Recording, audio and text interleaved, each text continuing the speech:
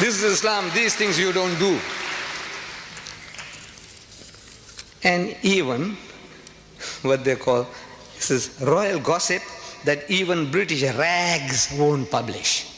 Look, they have certain standards. You know, rags, British rags, these rotten papers, filthy, dirty newspaper, they talk about all the filth and the dirt, pornographic thing. And bigger headline, not even Britain's notorious gutter press. You have a gutter press here? Even notorious gutter press dares to print the story Yanks have read, the Americans have been reading. What? Mum's the word about Zara's dad.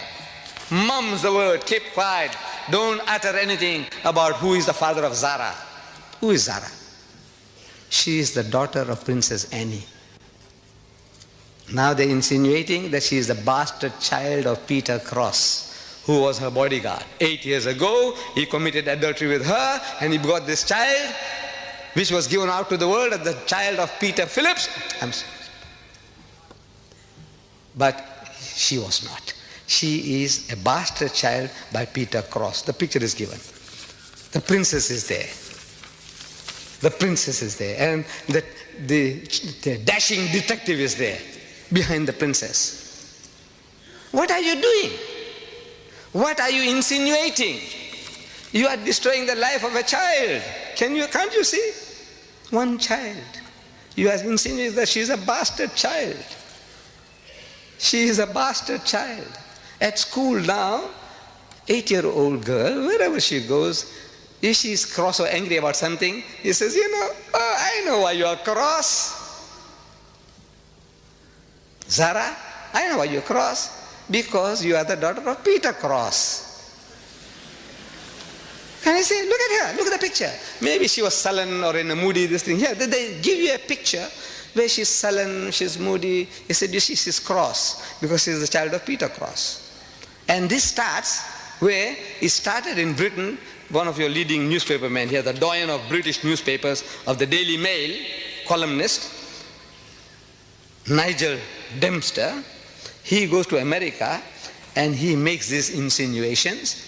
So Mr. Dempster was offering his expert opinion on the recently announced separation of Annie from her Mark Phillips, her husband, the undisputed father of Annie's son, Peter, age 11. Undisputed. He's got it blood tested. Can you imagine? He says now he's undisputed. How do you know he's undisputed?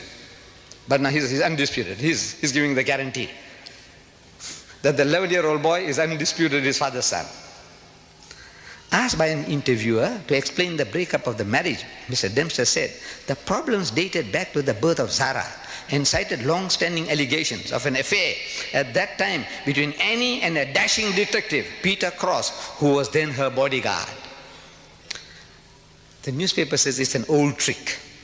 Get the story published over here, means in America, first, and then you can write about it at home in England. You say, the Americans say, I'm not saying anything. The American newspaper said that Zara is the bastard child of Peter Cross. Can you do that? In the house of Islam, can you get away with that? By God. But this we want to protect, we want to help you, we want to teach you, but you can't teach, you can't help if you don't know the book yourself. If we don't know our own book, we don't know the games that they're playing, to be warned. Once you know, you can deal with the matter better. We are told, Allah tells in the Quran, Ya ayyuhallazina amanu, say, oh you who believe, Ajtanibu kathiran min adh-dhann. Say, avoid of much of suspicion as possible. Inna ba'da dhanni ithmun, because in most cases suspicion is a sin. Wala tajassasu, and do not spy upon one another. Wala yaghtab ba'dukum ba'da, and do not backbite or slander one another. Ayuhibbu ahadukum an yakula lahma akhihi maytan. Is there a single one of you? Is there one of you who is prepared to eat the meat of his dead brother? That's what you are doing. The person is not there to defend himself or herself. You are eating your dead brother's meat or your dead sister's meat. Allah is asking, is there one of you who is prepared to do that? Eat his dead brother's meat? Even cannibals don't do that. They love your meat, love my meat, but not his brother, and carry and dead meat at that. فَكَرِهْتُمُوهُ, says stop. Nay, they will abhor it. Unko karahat hogi, karahat. they wouldn't like it. Wattaqullah, fear Allah. Stop it. Inna Allah wa tawwabur rahim. Even now, Allah is of forgiving, most merciful. Jo ho gaya to ho gaya. What has happened in the past has happened. Stop it. No more. This is barbaric. This is barbaric teaching. These are satanic verses. The Habib says these are satanic verses. This is satanic. Is this satanic? Or you are satanic? Who is satanic? What is satanic? No, the trouble is also with us. We have let the Quran down. We don't know our own book. This ayah, how many of us have read? How many of us are trying to live by it? Very few. You know why? We are not programmed with it. To be programmed, you read, and you become aware and implement it in your life. This was from Surah Hujurat, again, chapter 49, ayah number 12. Don't spy, don't snoop, no snooping, no slander.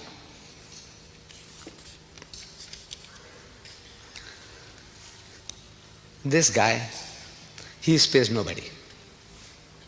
He spares nobody. There's some type of sickness. I think there's a special word for it. A man who hates everybody, anybody, everybody. Even himself. If you read, he hates even himself. There's something sickness. He's a case for a psychiatrist. But he is an evil genius for writing. And there are conspirators at work. Conspirators, people are conspiring for this. They want this to be done. They want this guy to do. They gave him advance money beforehand. So come on, man, write this book. It's a grand idea that now you can slaughter the Muslims with filth. I said he spares nobody. Even my Hindu cousins. My ancestors were Hindus. I come from Bombay, India. My ancestors were Gujarati Hindus. I am thanking Rajiv Gandhi. We all Muslims, we must thank Rajiv Gandhi for banning the book. But I'm telling him in my little booklet, I says, Rajiv, you have done yourself a great favor. I will not attribute motives to him. Oh, he wants to curry favor with the Muslim voters. No, don't do that. If a man has done a good deed, acknowledge it.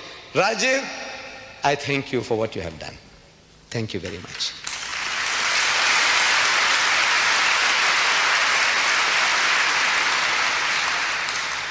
But this is the benefit of a good act. If you do something good, the benefits, the rewards are so much greater. You are actually helping yourself. I said, you have done yourself a great favor by banning the book. Because in that book, maybe he didn't know, maybe the Hindus don't know, that he hasn't spared the gods of the Hindus. He hasn't spared the gods. On page 539, he says, a direct quote I'm giving you now. Here was a lecherous, drunken Rama, the god of the Hindus. Rama is the seventh incarnation of God, according to Hindu philosophy. Krishna is the eighth incarnation of God. Buddha, the ninth incarnation of God. Rama, here he calls him lecherous, obsessed with sex, drunken, alcoholic. Rama and a flighty Sita, his wife, worshipped by millions of Hindus as a goddess. She is a flighty woman. Flighty doesn't mean flying away from sexual approaches. Flighty means one who is easily excited, easily aroused sexually, like a bitch in season, randy. This is what he's saying, flighty. Go and look up your dictionary at home. Flighty. Flighty doesn't mean flying away, flying into illicit sex. And while Ravana, the demon king, was depicted as an upright and honest man. The devil is an upright and honest man. The gods of the Hindus, he is a lecherous debaucher and drunkard. And his wife is a whore, harlot. That's what this is implying. Jibrail, that's Rishti. Now he's taking the role of Jibrail. He's Jibrail. Gabriel. Jibrail is playing Ravana. He plays the part of the demon king, but as a saint. The saint he makes into a devil, and the devil he makes into a saint, and he takes the role of the devil becoming a saint. George explained in fascinated horror, looks like he's trying deliberately to set up a final confrontation with religious sectarians. Knowing he can't win, Look, he's writing, Rushdie is writing this. A prophecy about himself that, look, he's doing this. He's trying to create a play within a play, a dream within a dream, so he can get away with this. I was only dreaming. You know, when he had sex with the queen, he was only dreaming. He didn't literally do it. That's how these perverts will say, look, he was only dreaming. I said, you khabis, when he wrote it, he wasn't dreaming, was he?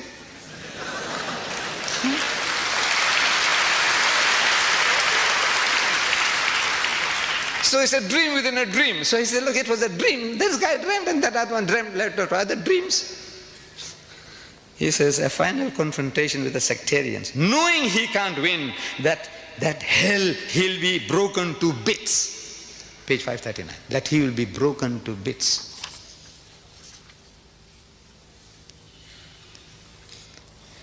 My dear brothers and sisters, the problems generated by this satanic Salman satanic verses in his notorious book are too vast for any one person to handle. Please, let me conclude that if such are the priests, these are the priests, the prophets of these atheist and agnostic people, these are their gods. If such are the priests, like Rushdie and his fellow travelers, with a Bible like the satanic verses, God bless the congregation. And if such is the generation congregation, then God bless our queen. God save the queen.